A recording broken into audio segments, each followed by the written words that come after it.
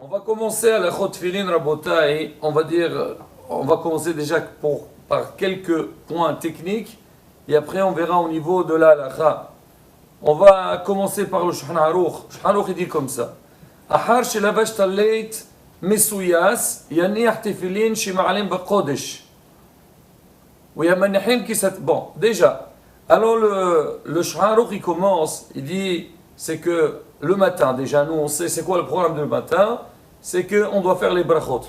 Un homme il peut rien faire sans faire Birkot HaShahar. Birkot HaShahar c'est pour remercier Akadosh Baruch Hu sur tout le bien qu'il nous a fait. Et maintenant pour démarrer notre tefila, l'homme il doit prier avec un talit et des tefilin. C'est ce qu'on voit dans le Qaraït Shema. On parle de la mitzvah de tefilin. On parle aussi de la mitzvah de sisit. Alors maintenant, le Shulchan Aruch il nous dit, une fois que la personne, elle a mis le talit, maintenant elle passe à la mise des tefilin. Alors on pourrait se poser la question, pourquoi on met le talit avant les tefilin? Le Shulchan Aruch il donne une raison, après je vous dirai ce qu'il dit le Kaf HaChaim. Il dit, parce qu'on a un principe qui dit, Ma'alim baqodesh wa in muridin. Quand un homme il va faire quelque chose de kadosh, quelque chose de saint, alors c'est par étapes. On commence par la chose qui est moins importante, après on passe à la chose qui est plus importante. Maintenant, Rabotai, c'est qui est plus important? Le sisit ou les tefilin. C'est vrai que les deux, ce sont deux mitzvot menatora. Les tefilin, c'est marqué pour shartam leot al yadecha. C'est mitzvah positif. Et le sisit aussi, c'est marqué. Quand vous avez un habit de 4 coins, vous devez mettre dedans du sisit. Comme c'est marqué, Gedelim ta'aselach, al arba kafot kisotecha, asher techaseba. Donc quand tu as un habit qui a 4 coins, tu dois le mettre les sisiot. Maintenant, au niveau de la kedusha, au niveau de l'importance, les tefilin, ils sont plus importants que le sisit. Pourquoi?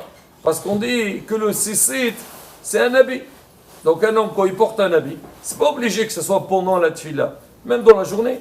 C'est ce qu'on met aujourd'hui, le talit khatan.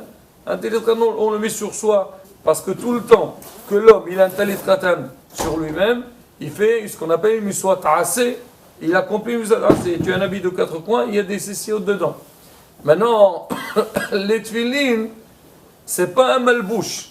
La raboté aussi, j'ouvre une petite parenthèse, c'est que quand quelqu'un il achète un nouveau talit, il doit faire la bracha. Quand tu vas le porter, tu fais la bracha, les ta'ateh bessisit, parce que tu vas la miswa, mais tu dois aussi faire la bracha de shahyanu, parce que le talit, il est considéré comme un malbouche, il est considéré comme un habit.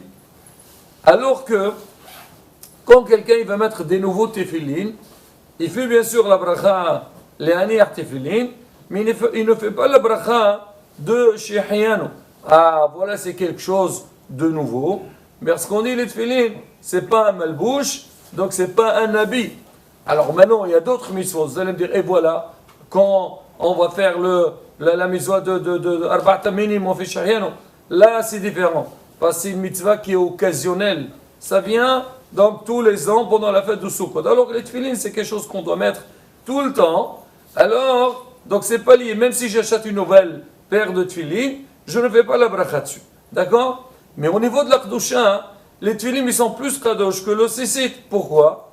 Parce que sur les tefilin, on a des parashiot, on a des passages. C'est quoi les passages qu'on met dans les tefilin? Aussi bien dans le tefilin de la main que celui de la tête, on met à l'intérieur tous les passages de la Torah où on parle de la mitzvah de tefilin.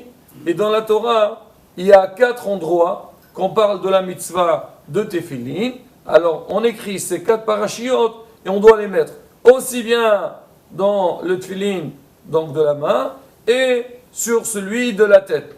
Donc les tefilin eux-mêmes, ils ont un certain klusha, même au niveau rabotai, dans beaucoup de choses. Alors on dit par exemple, quelqu'un, s'il doit aller aux toilettes, il peut entrer avec déjà le talit khatan. Pourquoi? Parce que le talit est considéré comme un bouche, comme un habit. Le talit gadol, on dit mshum kavod. C'est pas kavod que l'homme entre aux toilettes avec un talit. Il faut qu'il soit couvert.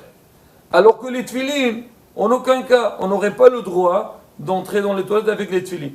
Dans certains cas, alors là aussi c'est des cas particuliers, on ne va pas entrer dedans, alors cela on pourrait peut-être tolérer, mais normalement, les tefilines non. Pourquoi? Parce que c'est la raison pour laquelle aussi, un enfant, quand il est petit, on dit il faut qu'il mette le talit. Alors que les tefilines, on dit seulement jusqu'à qu'il arrive à les garder. Parce qu'on a peur, l'enfant, comme il ne fait pas attention, des fois, il peut ne pas être propre. Et là, il va mettre des tefilines quand il n'est pas propre. C'est pas beau. Et aussi, l'olizar, il ne fait pas attention.